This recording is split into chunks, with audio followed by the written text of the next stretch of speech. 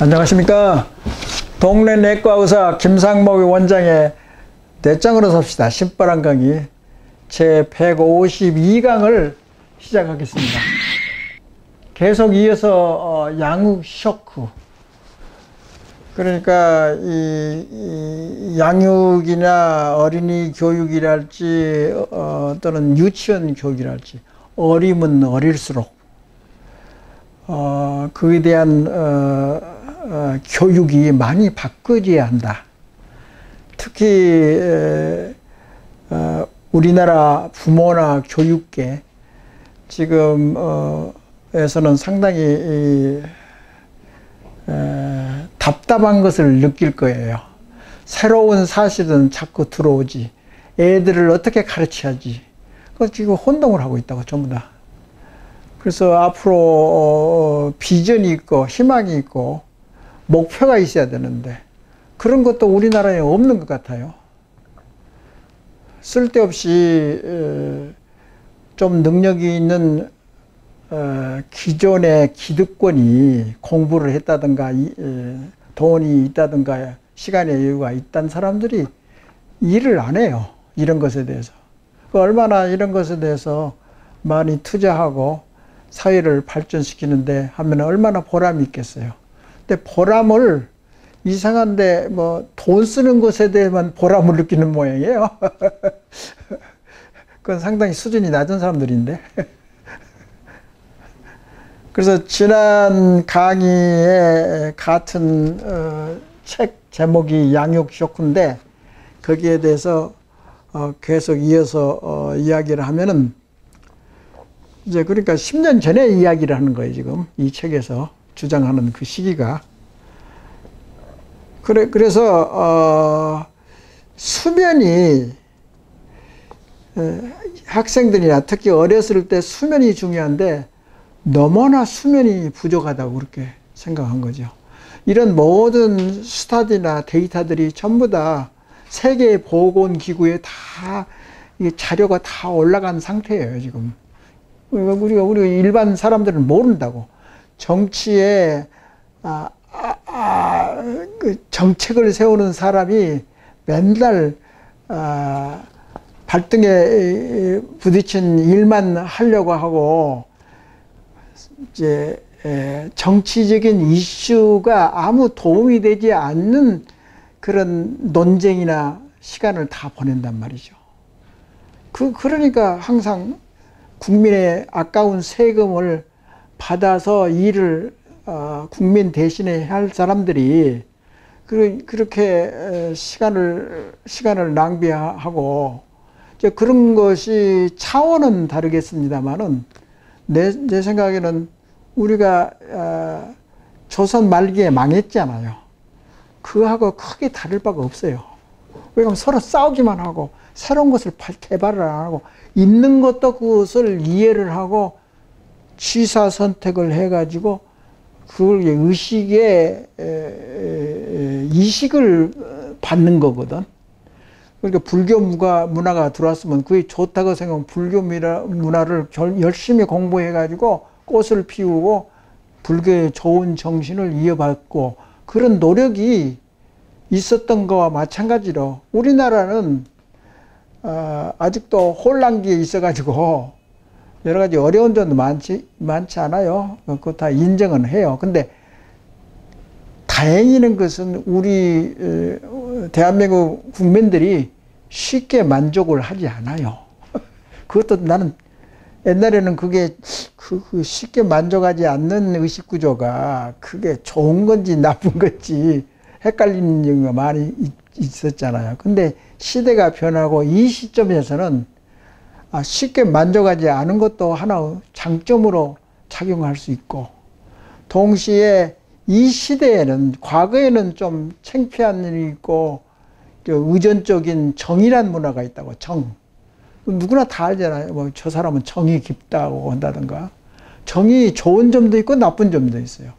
그런데 좋게 발전시키고 그러면은 그게 엄청나게 좋은 서양의 그것을 내놓을 수 있는 문화의식이라고. 예를 들어서 반도 문화라는 거 있잖아요. 어떨 때는 우리가 강할 때는 반도 문화가 대륙으로 뻗쳐나갈 수 있는 아주 좋은 지정학적인 장점이 있다고. 그러니까 우리가 약하고 핍박받고 그럴 때는 반도는 강대국의 먹잇감이 된다고. 그러니까 나쁘게 작용한다고 또.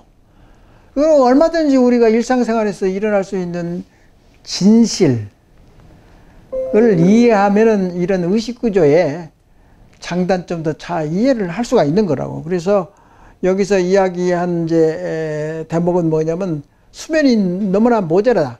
아이들에게 잠은 또 하나의 학습 시간을 연장하는 거나 마찬가지다.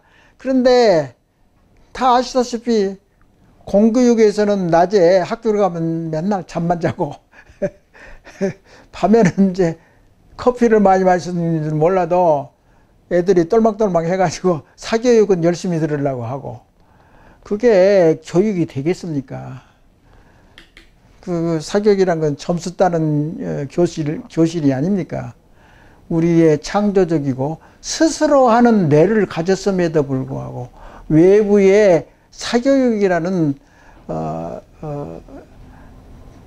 그 나쁜 영향을 줄 수 있는 그런 영향 때문에 진실된 교육이 망가뜨려진다고. 하나도 도움이 되지 않아요. 그 서로 경쟁하는데 점수 가지고 따지는 그런 문화는 하루빨리 없어져야 돼요. 그런데 그게 기득권을 가지고 있는 교육계나 정책가들이 그걸 너무나 모르고 있어요. 미련하다고. 상당히 미련한 사람들이에요. 머리는 우리나라가 상당히 똑똑한데 얼마나 눈치 빠르고 얼마나 장사를 잘하는데 그런데 그런 문화적인 것에서는 굉장히 둔한 것 같아요.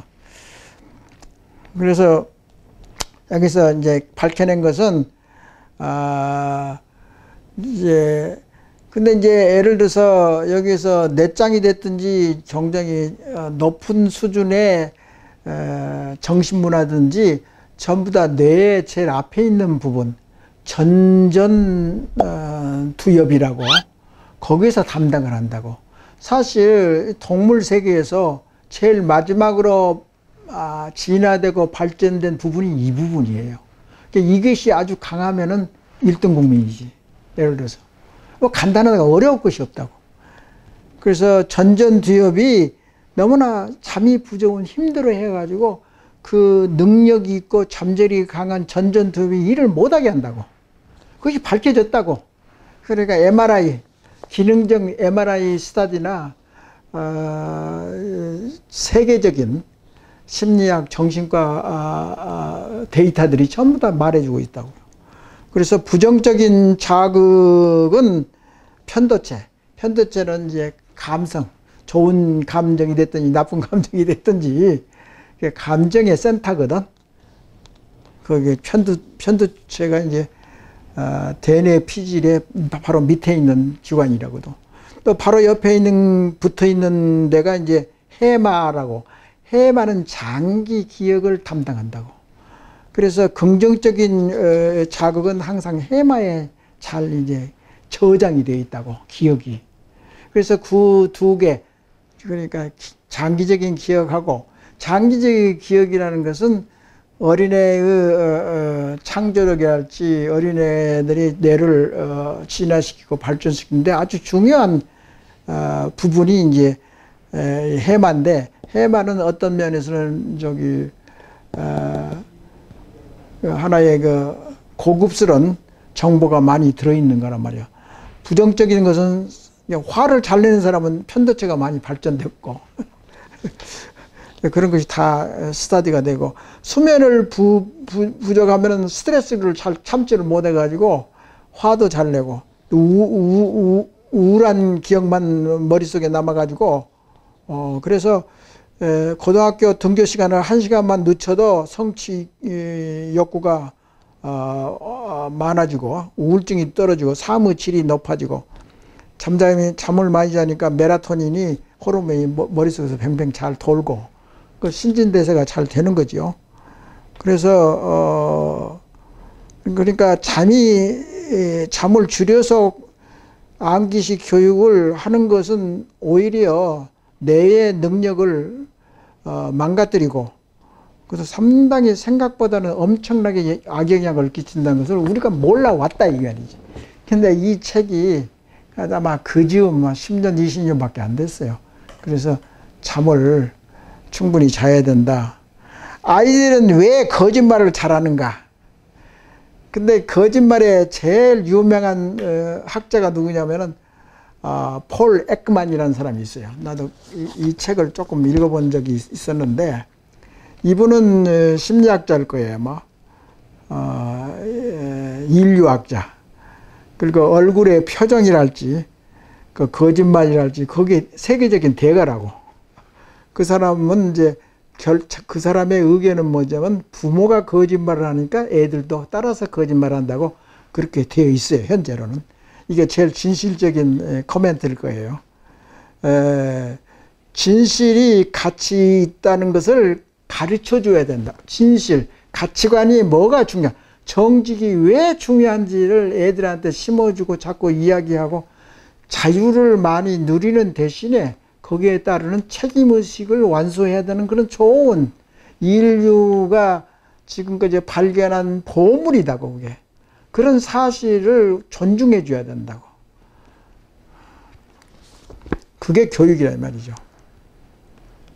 그때 영재 유치원이라는 것에 대해서도 여기 책 내용에 나와 있어요.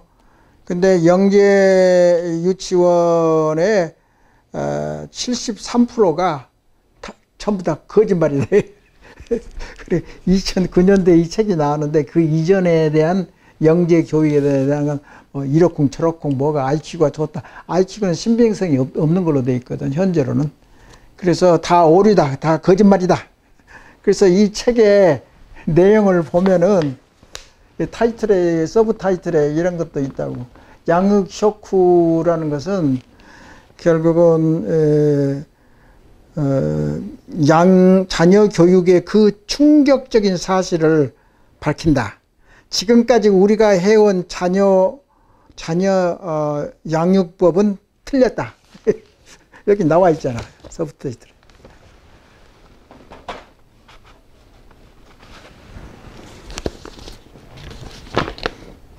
그래서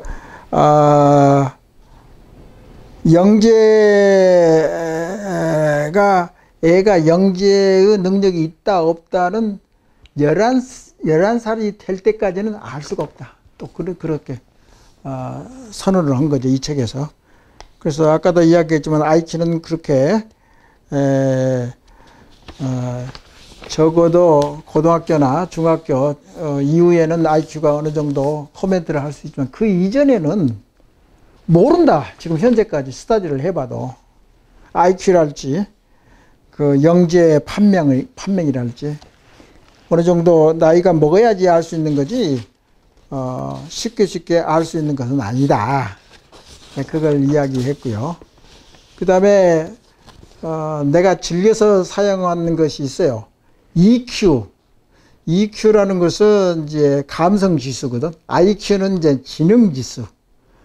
그러니까 1995년 그 데니얼 콜맨이라는 사람이 감성주의에서 굉장히 강조를 했어요. 그래서 센세이션을 일으키고 그 다음에 그게 이제 1995년도에요. 벌써 한 25년 전의 이야기죠. 그게 그 뒤로 학자들이 많이 연구한 결과에는 너무 과대평가하지 않는가. 그 말은 맞아요. 감성지수가 중요한 것은 감성지수가 7이면은 IQ가 3 정도, 7대 3의 비율로 중요하다고 그랬는데 그것은 잘 맞지 않은 것 같다. 다음에 이제 여러 가지. 그러니까 예를 들어서 이런 것들이죠. 이제 학자들이 이제 공부를 하고 연구를 해본 거야. 이거 정신 문화에 있어서 다음에 또 나오겠지만은 정신 분석학자를 유명한 사람이 이제 프로이드 아니에요. 프로이트는 틀렸다. 오히려 섹스피어가 생각하는 문화의식이 진짜다. 뒤바뀌어진다고 자꾸. 연구하는 도중에 이랬다 저랬다 뭐 그럴 수도 있겠죠. 그래서 그런데 이제 그 데니엘 콜만이 감성 지수를 발표했을 때 거기는 대상이 청소년이나 대학생을 대상으로 했었다. 그런데 아동을는 제외시키기 때문에 적용하기가 어렵다. 이제 그렇게 되어 있고, 유치원은 유치원을 외향적인 성질을 가지고 있는 두각을 나타낸다. 어린애들. 그러니까 어린애가 이야기하는 것은 지금 1살부터 3살, 3살부터 7살 이하. 그러나, 이제 2학년 정도가 되면은,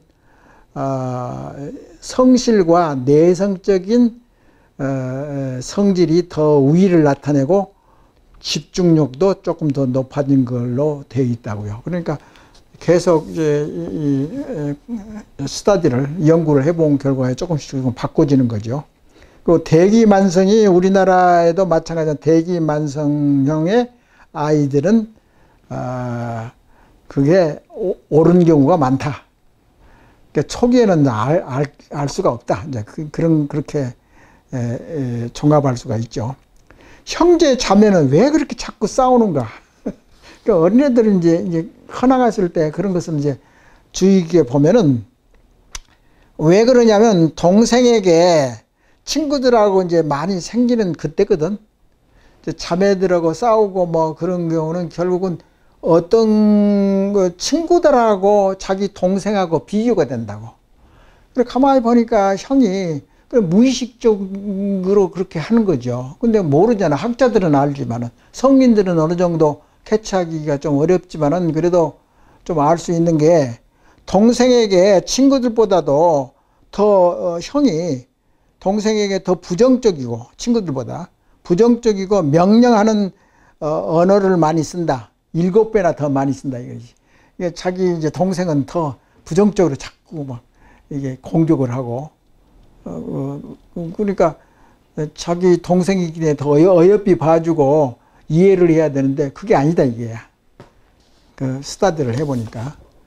그래서 청소년은 또한 반항을 잘하잖아요.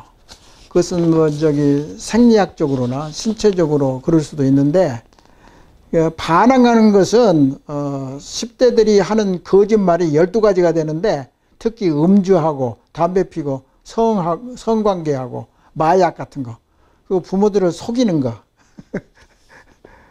그것은 학자들에 의하면은 부모와의 관계를 보호하고 싶어서, 그러니까 그러면 이제 부모가 이제 화를 내고 그러니까 그것이 싫어서, 그러니까 실망시키지 않기 위해서 그렇게 거짓말을 많이 한다.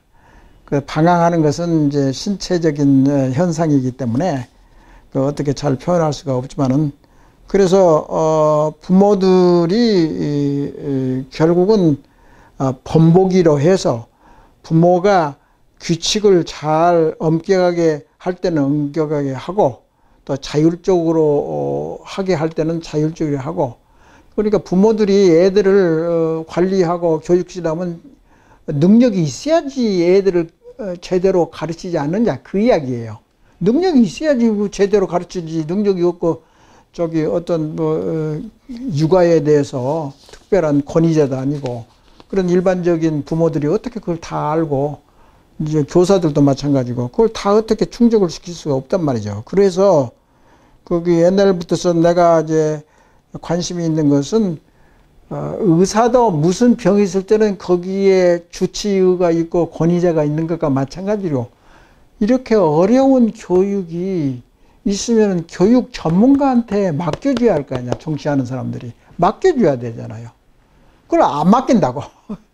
그러니까 자기가 애들을 낳기 때문에, 자기가 길러봤기 때문에 그게 정말 진짜인 것 같이 그 기득권자들이 그렇게 자기가 옳다고, 딴 그 전문가들이 이야기하는 건 틀리다고 그렇게 생각하는 것이, 그런 나라가 후진 의식구조를 가지고 있는 나라라 이 말씀입니다. 그러니까 그래서 더 중요한 것은, 지난 20, 30년 동안 중요하게 부각되는 것은, 부모의 지시보다도 부모의 통제보다도 내적인 동기가 없으면은 애들이 지루하게 생각한다고. 공부도 싫고 노는 것도 의욕이 없고. 근데 자기가 흥미있고 좋아하는 것을 내적인 동기에서 자꾸 일어난 행동이나 추구하는 것은 신이 난다고. 어떤 경우는 자기가 하고 싶은 대로 하게 되니까 공부하는 것도 재미가 있게 느낀다고. 그것을 우리가 발견한 거야. 그러니까 과거에 내가 강의할 때 동기 1, 동기 2, 동기 3, 그 동기 3이라는 것이 내적인 동기, 스스로 즐거움을 찾아가면서 도전의식, 끈기 있고 마지막까지 매달리고 성취를 하고 그런 능력, 그런 것 는 것을 길러주는 것이 제일 중요하다. 그리고 엄마들이나 부모들이 뭐 돈 조금씩 뭐 달래기 위해서 돈 주는 것은 별로 효과가 없다고 그래요. 어린애들은 엄청난 돈이 문제가 아니라 욕심이 많기 때문에, 호기심이 많기 때문에 엄청나게 많이 주어도 엄청나게 많은 돈이 얼마인지도 모르고 그게 별로 내적 동기를 유발하는 요소가 안 된다 이 말이죠. 비교한다고 해서 돈으로 이렇게 뭐 하고 그런 것은 절대 내적인 보상을 원하는 스스로 하는 그 자기 의욕, 그런 것은 올려줄 수가 없단 말이죠. 그래서 아이들의 논쟁을 좋아하는데, 논쟁도 차라리 유태인 교육같이 부모하고 자식하고 논쟁을 하면 좋아요. 건설적인 거기는 일부러 논쟁을 하잖아요, 부모하고 애들이. 근데 부모하고 애들의 머리는 다르다 이게야. 부모는 파괴적인 것으로 논쟁을 하면은 나쁜 걸로 생각하거든.